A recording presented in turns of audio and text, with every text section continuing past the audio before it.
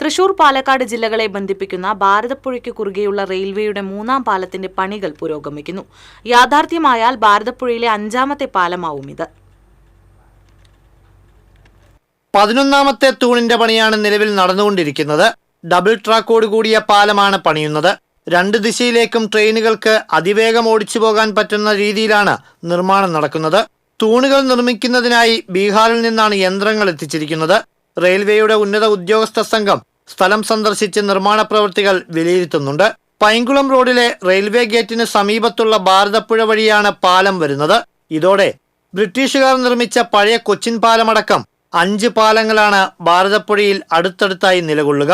പുതിയതായി നിർമ്മിക്കുന്ന പാലത്തിന് മുകളിൽ ഉദ്യോഗസ്ഥർക്ക് നടന്നുപോകാൻ 2 വശങ്ങളിലേക്കുമുള്ള നടപ്പാതയും തയ്യാറാക്കുന്നുണ്ട്. ഇതോടൊപ്പം റെയിൽവേ സ്റ്റേഷനിൽ നിന്നുള്ള യാർഡുകളിലെ ഒറ്റവരിപ്പാത 2 വരിയാക്കുന്നുമുണ്ട്. ഇതോടെ തീവണ്ടികൾ ഷൊർണൂർ ബി ക്യാബിന് സമീപവും വള്ളത്തോൾ നഗറിലും ഭാരതപ്പുഴ സ്റ്റേഷന് സമീപവുമെല്ലാം പിടിച്ചിടുന്നത് ഒഴിവാക്കാനുമാകും. 450 കോടിയോളം രൂപയാണ് നിർമ്മാണ ചെലവ് പ്രതീക്ഷിക്കുന്നത്. TCV ചെറുതുരുത്തി.